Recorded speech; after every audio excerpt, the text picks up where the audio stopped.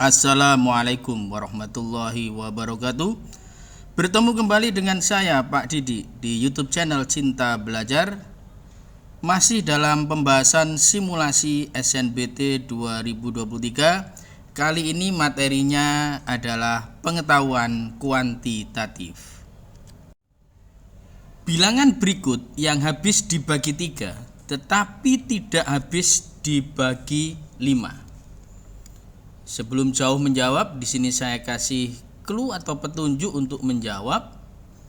Bilangan yang habis dibagi 3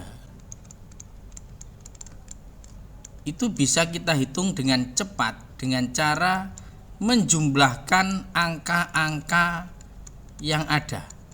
Ya, jumlah angka-angka yang ada di situ, jumlah totalnya merupakan kelipatan 3 atau habis dibagi 3.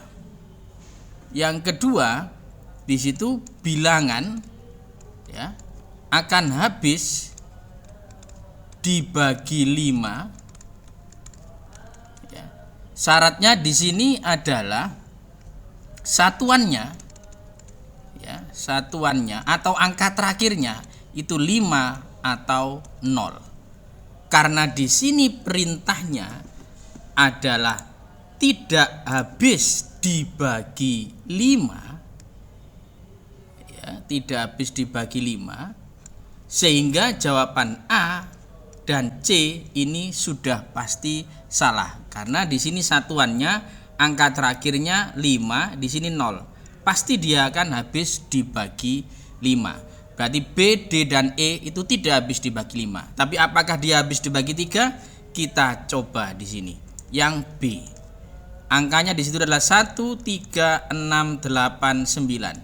Oke, mari kita jumlahkan. 1 ditambah 3 ditambah 6 ditambah 8 ditambah 9. 1 tambah 3 4 tambah 6 10, 18 dan 27. 27 akan habis dibagi 3. Sudah pasti ini jawabannya yang B. Tapi coba kita buktikan yang D di situ. 1 5 2 2 3. Oke, kita jumlahkan. 1 ditambah 5 ditambah 2 ditambah 2 ditambah 3. 6 8 10 13. Tidak habis dibagi 3. Yang terakhir di situ 2 0 5 7 9. Kita jumlahkan 2 ditambah 0 ditambah 5 ditambah 7 ditambah 9. Maka hasilnya di sini 7 tambah 7 14, 23 juga tidak habis dibagi 3. Oke, sudah pasti jawabannya B ya. Kurva Y sama dengan AX kuadrat plus 2X ditambah 1 dengan A tidak sama dengan 0 memotong. Ya, ini kata kuncinya. Memotong sumbu X di 2 titik berbeda. Seumpama di sini saya gambarkan ini adalah sumbu X. Kalau kurvanya memotong di 2 titik yang berbeda itu seperti ini.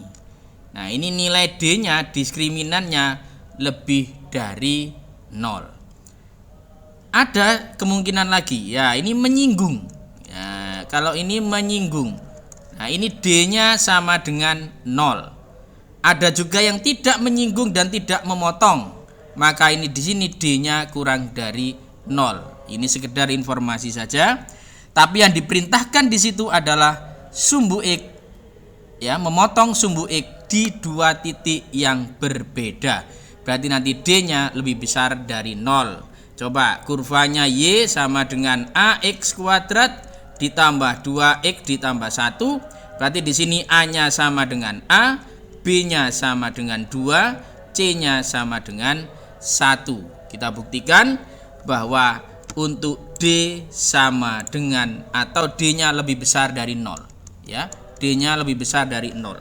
D di sini adalah B kuadrat min 4AC, lebih besar dari 0. B-nya 2 berarti 2 kuadrat min 4 kali A-nya ya A, C-nya 1 lebih besar dari 0. 4 min 4A lebih besar dari 0. Min 4A lebih besar daripada min 4.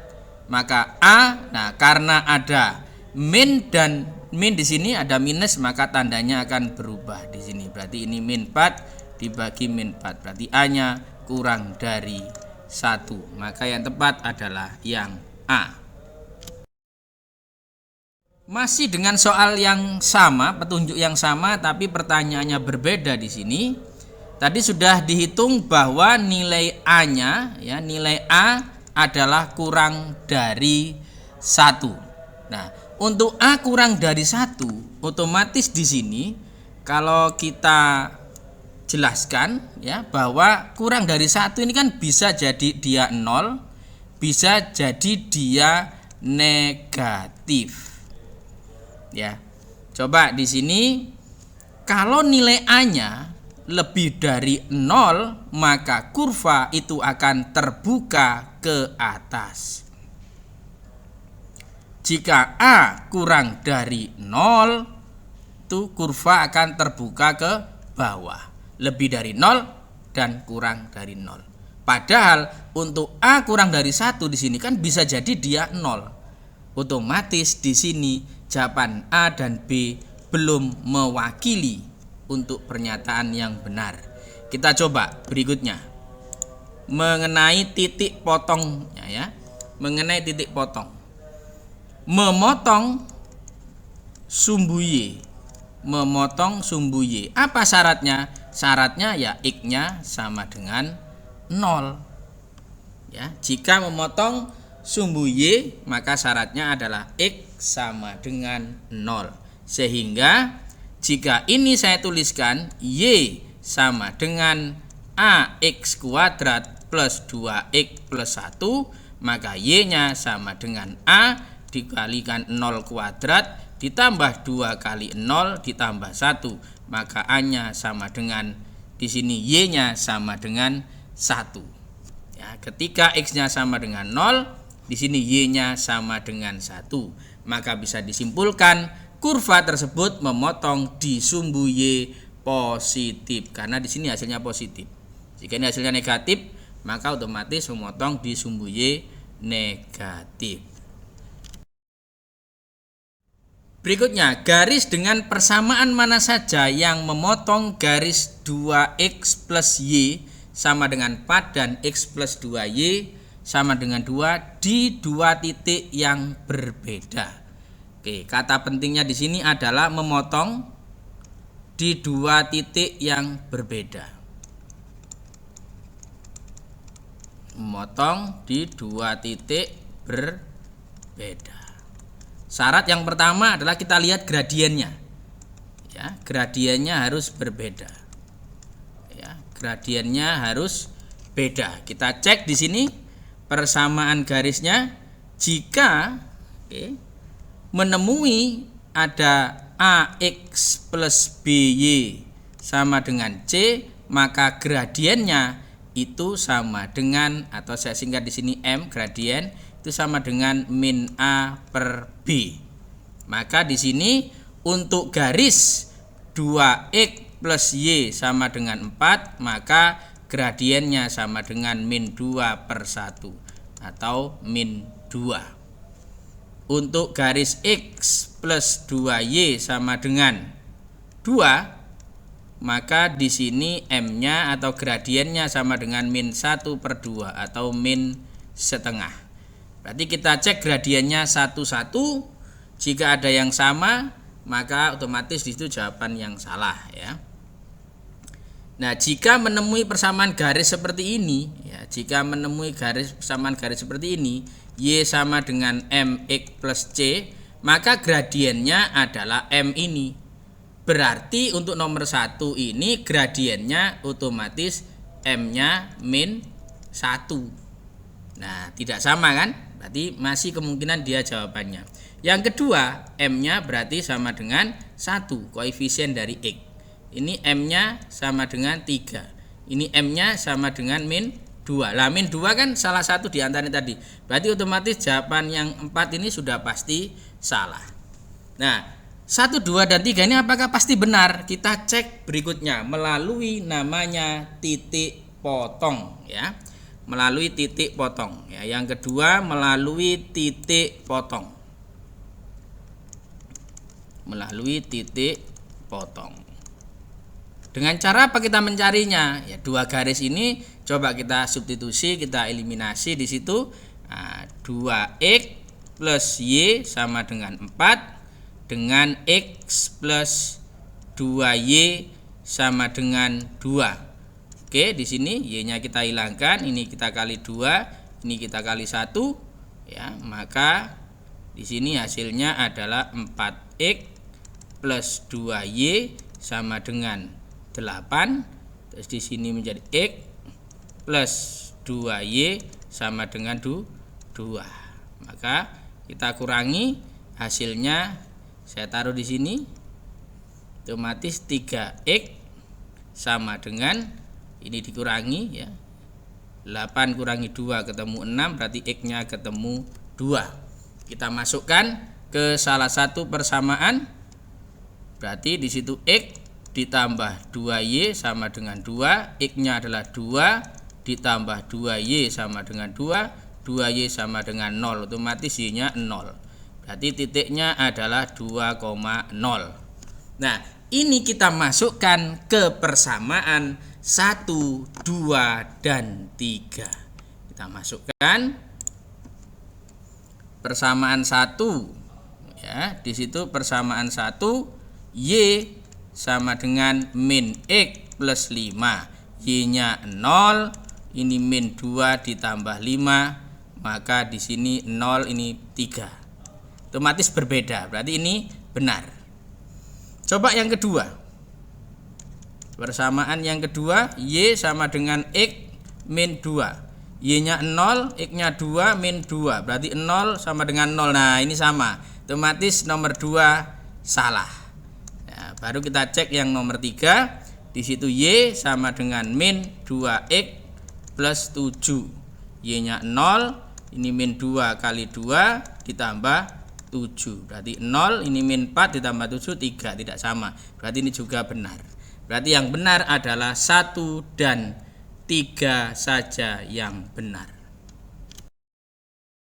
Diberikan kumpulan data ada 3, 5, 7 dan A di situ. Berapakah banyaknya dari 4 pernyataan berikut yang bernilai benar berdasarkan informasi di atas?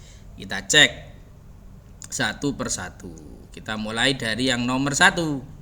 Rata-rata kumpulan data tersebut 6 bila A-nya diganti 9. Berarti kita hitung rata-ratanya, semua bilangan kita kalikan, 3 dikali 5 kali 7, A-nya diganti 9, berarti dikali 9 dibagi dengan jumlah data ada 4. Maka rata-ratanya sama dengan 8, 15, 20, 4 dibagi 4 sama dengan 6. Berarti benar. Nomor 1 benar. Yang kedua, median kumpulan data tersebut 5 bila A-nya 7. Nanti kita susun, berarti ada 3, ada 5, ada 7, A-nya diganti 7. Median adalah nilai tengahnya. Ya, nilai tengahnya karena bilangannya genap di sini, tengah-tengahnya berarti di sini. Berarti 5 ditambah 7 dibagi 2, hasilnya 6. Tapi di sini mediannya tertulis 5, berarti salah di sini. Otomatis. Yang nomor 3. Yang ketiga, jangkauan. Jangkauan itu angka terbesar dikurangi angka terkecil. Coba di sini yang ketiga, jangkauan. Kita lihat jangkauannya.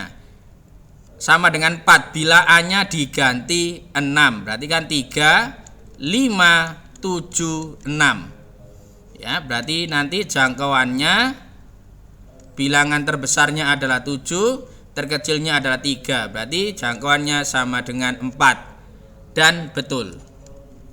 Ya, yang keempat kita cek modus kumpulan data tersebut 3 bila A-nya diganti 5. Berarti 3, 5, 7 dan A-nya diganti 5. Yang sering muncul di sini adalah 5. Berarti otomatis modusnya sama dengan 5. Di sini tertulis modusnya 3.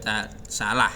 Berarti yang benar 1 dan 3. Berarti ada dua informasi yang benar.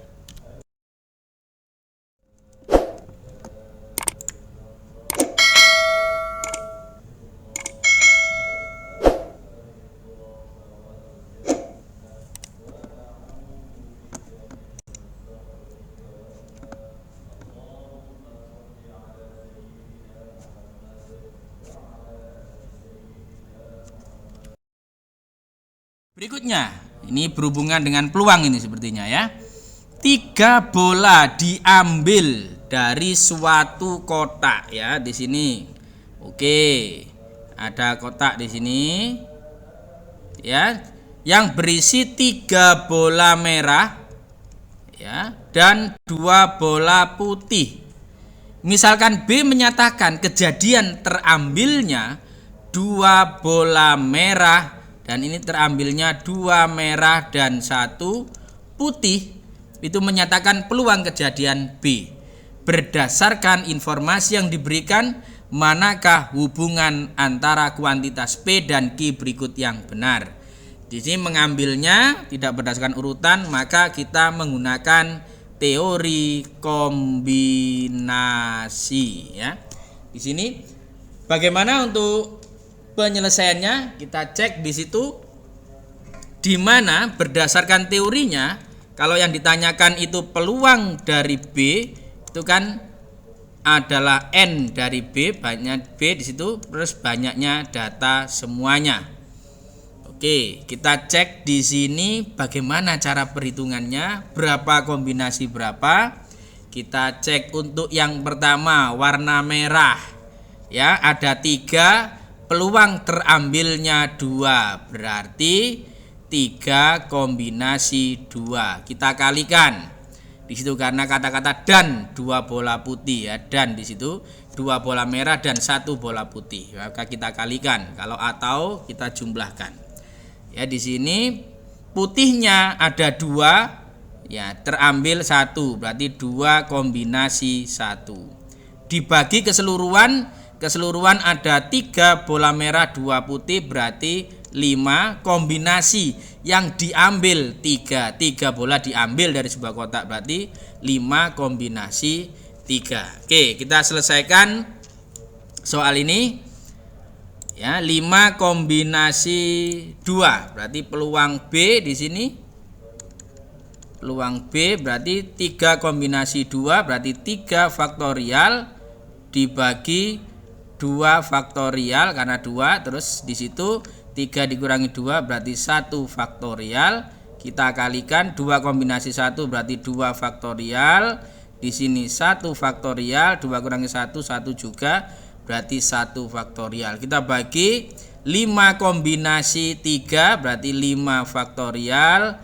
Kita bagi dengan 3 faktorial, 5 kurangi 3 berarti 2 faktorial. Berarti nanti 3 faktorial berarti 3 kali 2 kali 1 dibagi 2 kali 1 dikali di sini 2 kali 1 per 1 ya. 1 karena 1 faktorial ya 1 di sini. Terus 5 faktorial berarti 5 kali 4 kali 3 kali 2 kali 1 dibagi dengan 3 faktorial berarti 3 kali 2 kali 1 dikali 2 dikali 1. Bilangan yang bisa kita coret-coret di situ kita coret. Otomatis di sini 21 tinggal 3 saja ini. Ini satunya dicoret berarti tinggal 2, 3 kali 2 berarti 6. Nah, dibagi berapa di sini? Kita coret di sini 3 kali 2, 3 kali 2 hilang. Di situ ini tadi kali 1 ya, sudah hilang semuanya. Ini 2, ini 4. Di sini berarti sisa 2, 5 kali 2 10. Berarti 6 per 10 untuk P. Ini peluangnya P ya, PB di sini. Nah, dibandingkan dengan Q. Q-nya di situ adalah 3 per 10 ya. Q-nya 3 per 10. Berarti 6 per 10 lebih besar dong daripada 3 per 10. Sehingga P lebih besar dari Q. Berikutnya, bilangan real X memenuhi pertidaksamaan 2X plus 1 kurang dari 4. berdasarkan informasi yang diberikan, manakah hubungan antara kuantitas P dan Q yang benar? Oke, kita cek di sini ya. Kita misalkan di situ bilangan ya, bisa positif, bisa negatif. Apakah di situ hasilnya akan selalu memenuhi? Ya, tapi kita hitung dulu di situ nilai X-nya dulu. Kita hitung di mana 2X plus 1 kurang dari 4. Berarti 2X kurang dari 4 min 1. Berarti 2X kurang dari 3. Berarti X kurang dari 3/2. Nah, kurang dari 3/2 ini kan bisa positif, bisa negatif. Ya, bisa juga 0 dan seterusnya. Karena X kurang dari 3/2. Saya misalkan yang kurang dari 3/2, kita misalkan dulu bilangan-bilangannya. Kita misalkan saja ya, misal yang pertama. Kita misalkan X-nya itu sama dengan setengah. Positif, ya kan? Maka di sini kita hitung P-nya ya. Kita hitung P-nya di sini. P-nya berarti sama dengan min 2X di tabel ya. Berarti nilainya sama dengan min 2 dikali setengah. Hasilnya min 1. Min 1. Min 1 lebih kecil daripada Q. Nah, jika X-nya setengah. Ya, kita misalkan berikutnya. Jika itu X-nya sama dengan negatif misalkan. Kita misalkan sama dengan negatif. Misalkan ya di situ. Misal X-nya sama dengan min 2, maka P-nya sama dengan min 2 dikali min 2. Ketemu 4. 4 lebih besar dari 2 karena Q-nya di sini 2. Jadi ketika dimisalkan positif, P-nya di sini X-nya, hasil P-nya negatif, kurang dari Q. Ketika X-nya dimisalkan negatif, P-nya hasilnya lebih besar dari Q. Berarti otomatis dari sini bisa disimpulkan tidak dapat ditentukan hubungan karena P tidak selalu lebih besar dari Q, P juga tidak selalu kurang dari Q, P juga tidak bisa juga sama dengan Q, maka tidak bisa ditentukan. Berikutnya ada titik P, Q berturut-turut terletak pada rusuk AB dan BC kubus ABCD EFGH. Kita gambar kubusnya. Oke, kita gambar kubus di sini. Ya, kita gambar. Mohon maaf di sini gambarnya jelek. Ya, kita gambar. Yang terpenting di sini adalah ukurannya, ini ya. Nah, di sini ada A, ada B, ada C, di sini ada D, ini ada E, F, G dan H. Keterangannya di situ adalah P A PB 1/2. Ya, PA PB 1/2. Berarti P-nya misalkan bisa di sini. Ya. Berarti P-nya bisa di sini.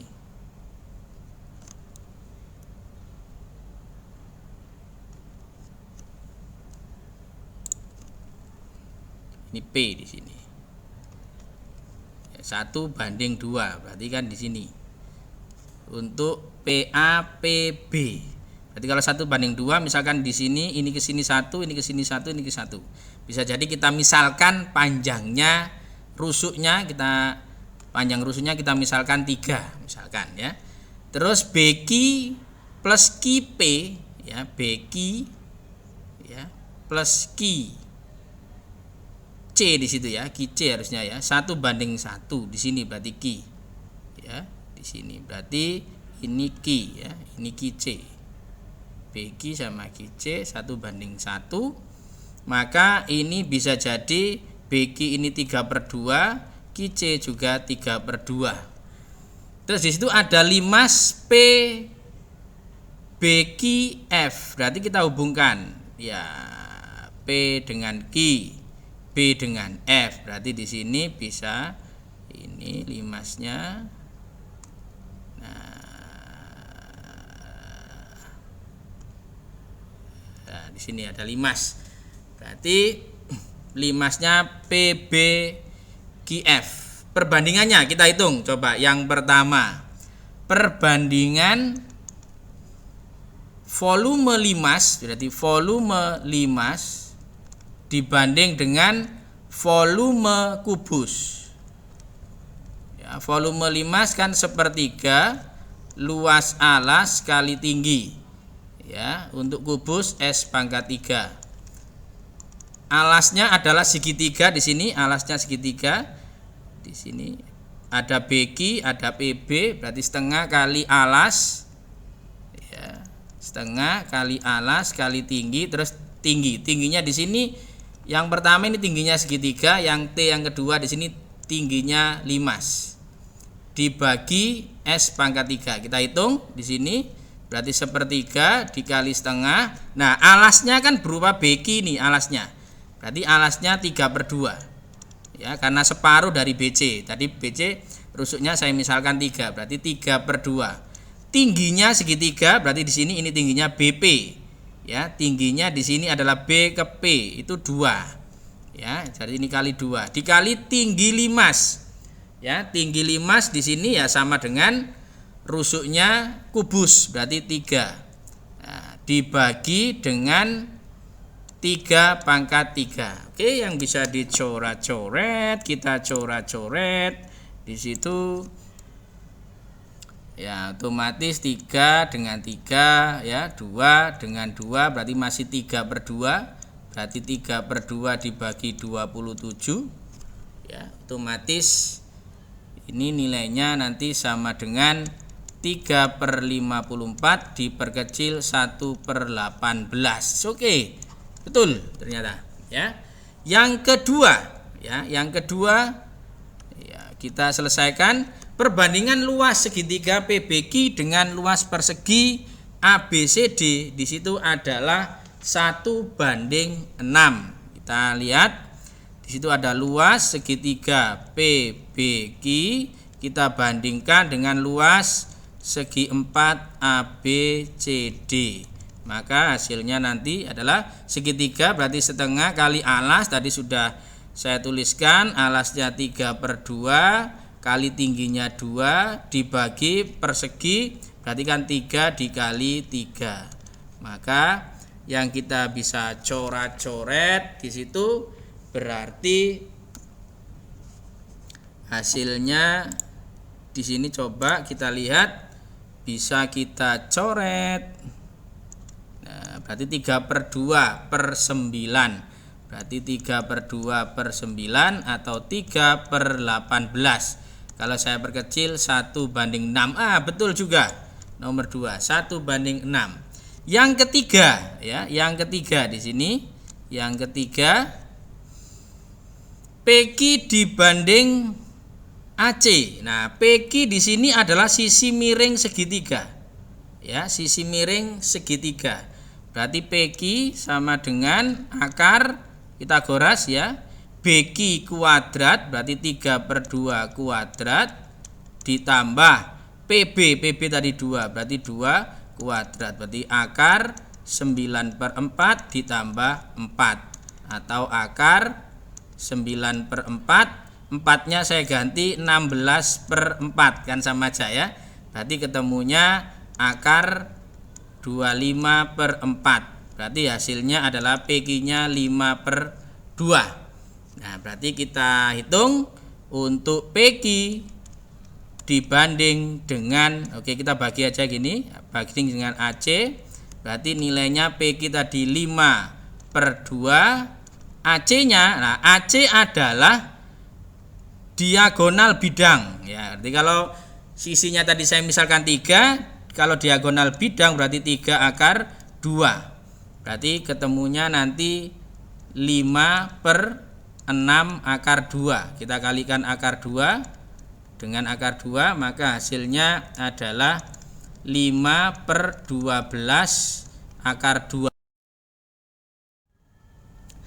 Berikutnya di sini ada segitiga ABC, ya di sini nggak pakai D otomatis ya. Segitiga ABC otomatis kalau segitiga total sudut segitiga totalnya kan 180 derajat. Sedangkan sudut B-nya sudah 30. Ya, sudut B-nya di situ sudah 30 derajat. Ya, otomatis nanti sudut A, ya, sudut A ditambah sudut B ditambah sudut C sama dengan 180. Berarti sudut A ditambah sudut B-nya 30 ditambah sudut C sama dengan 180.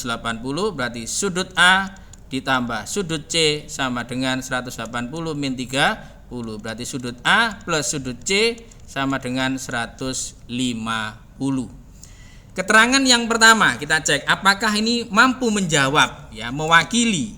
Ya, kita cek ya di sini. Yang pertama sudut A dikurangi sudut C sama dengan 20. Apakah nanti bisa menemukan sudut A-nya berapa, C-nya berapa? Kita cek sudut A min sudut C sama dengan 20. Nah, ini kan sudah diketahui. Nah, sudut A ditambah sudut C sama dengan 150. Kalau ini kita eliminasi, kita substitusi, otomatis kan ketemu nanti. Sudut A-nya itu berapa, sudut C-nya berapa. Otomatis di sini sudah mewakili dalam menjawab pertanyaan. Ya. Otomatis sudah menjawab pertanyaan di sini.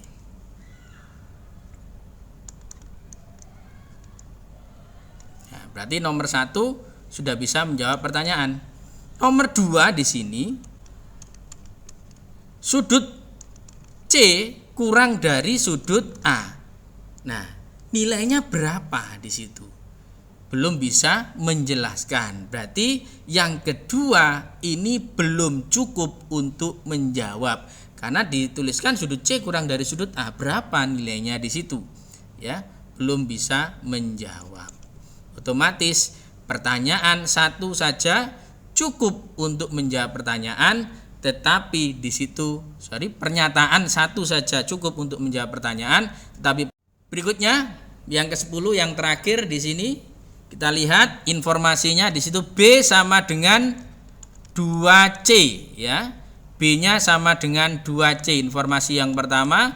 Informasi yang kedua B min D itu sama dengan 3. Atau kalau saya ubah berarti D-nya di sini sama dengan atau B-nya sama dengan D plus 3, ya. Tapi kalau saya pengen D, maka pindah ke kanan berarti sama dengan B min 3. Informasi ini sangat penting untuk menyelesaikan yang pertama. Kita cek apakah nanti D itu bilangan prima. Itu kita bisa menjawabnya. Yang pertama D sama dengan 2C min 3. D bisa diganti dengan B min 3. Berarti B min 3 sama dengan 2C min 3. B-nya juga bisa diganti. Di sini B-nya diganti 2C. Berarti 2C min 3 sama dengan 2C min 3. Nah, kalau saya giring ke kiri semuanya 2C min 2C sama dengan min 3 ditambah 3. Berarti 0 sama dengan 0. Nah, tidak bisa menjawab ini. Belum bisa menjawab. Coba yang kedua. Yang kedua di situ B min 2C sama dengan 0. B-nya diganti dengan 2C. Berarti 2C min 2C sama dengan 0. Berarti 0 sama dengan 0 juga. Berarti belum bisa menjawab juga. Berarti pernyataan 1 dan pernyataan 2 tidak cukup untuk menjawab pertanyaan. Pembahasan untuk materi pengetahuan kuantitatif, semoga bermanfaat. Jika ada penjelasan yang masih dirasa kurang, bisa dituliskan pada kolom komentar. Pesan saya, makin awal kamu mulai pekerjaan, makin awal pula kamu akan melihat hasilnya. Terima kasih. Salam cinta belajar. Assalamualaikum warahmatullahi wabarakatuh.